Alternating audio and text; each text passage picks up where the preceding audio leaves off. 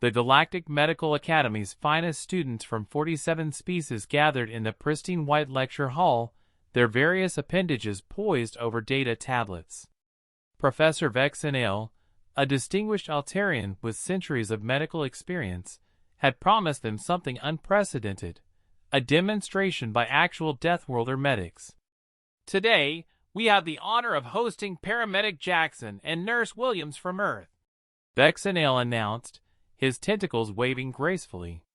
They will demonstrate traditional human medical techniques.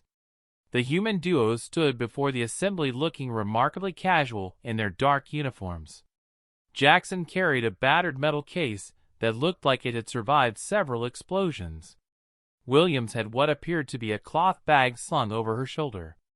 Before we begin, squeaked Piptil, a fragile crystalline student, is it true that humans practice medicine on their own death world? Without proper sterile facilities or quantum healing matrices? That's right, Jackson replied cheerfully. Sometimes in the middle of burning buildings, combat zones, or natural disasters. A collective shudder ran through the audience. Professor Vexenale's chromatophores flickered nervously. Perhaps we should start with something simple. A basic wound treatment? Williams nodded and opened her bag, revealing supplies that made several students faint immediately. Who wants to volunteer for a demonstration of trauma care? Every hand, claw, and tentacle shot up. Jackson gestured to a sturdy-looking Draknari student. Great. Kresh, right? Can you lie down here? We're going to simulate a chest wound. Simulate? Professor Vexenale's voice cracked. You're not actually going to. Of course not.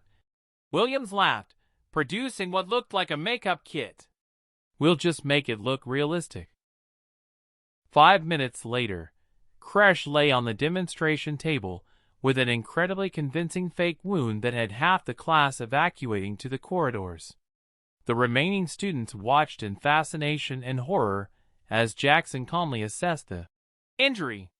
So we've got a penetrating chest wound with possible pneumothorax, he explained conversationally. First thing, ABCs. Airway, breathing, circulation. Where are your quantum scanners? Asked a Brahani student, her multiple eyes wide. Your cellular regeneration units? Your stasis fields? Don't have any, Williams replied, pulling out what looked like a primitive cutting tool. This is a scalpel. Sometimes you have to make your own holes to save someone. The professor nearly fainted. Make holes? In a living being? Sure. Emergency thoracostomy. Jackson demonstrated on a training dummy, casually puncturing its chest while explaining the procedure. You go between the ribs here, punch through, and... The sound of multiple students hitting the floor interrupted his explanation. Are they all right? Williams asked, glancing at the unconscious aliens. They're fine, Vexenale managed weakly. Please continue. This is educational. The demonstration continued with increasingly horrifying revelations. The humans casually discussed breaking ribs during chest compressions, described inserting tubes into various body openings, and explained how they regularly injected powerful drugs directly into hearts. But what if you make an error? Gasped Sulkar, a tentacled species known for their precision. Without computer guidance or AI assistance. Then you improvise, Jackson shrugged.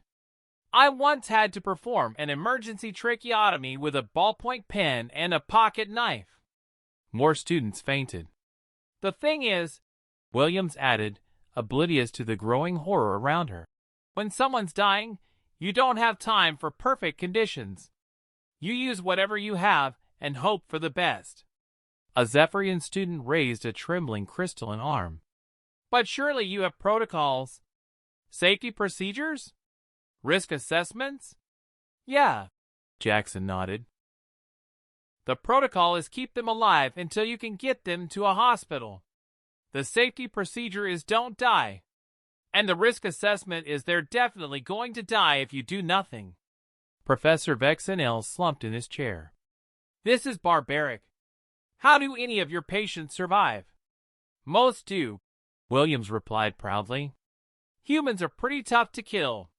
The final straw came when Jackson pulled out a device he called a defibrillator. When someone's heart stops, we shock it back to life with electricity, he explained, demonstrating on the dummy. The remaining conscious students watched in absolute terror as he casually electrocuted what they assumed was a corpse. You deliberately damaged the patient to heal them? Whispered the last standing student. Sometimes you have to hurt them to save them, Jackson confirmed. Break ribs to restart hearts, cut airways to help breathing, inject toxins to counteract other toxins. Professor Vexenel stood shakily. I think that's enough for today. As the humans packed their terrifying medical supplies, Williams turned to the traumatized class. Any questions? The silence was deafening. Finally, a small voice from the back asked, How do we request transfer to a different galaxy? Jackson chuckled. Don't worry. Once you understand Deathworlder medicine, everything else seems easy. The professor made a note to himself. Next time, stick to theoretical demonstrations.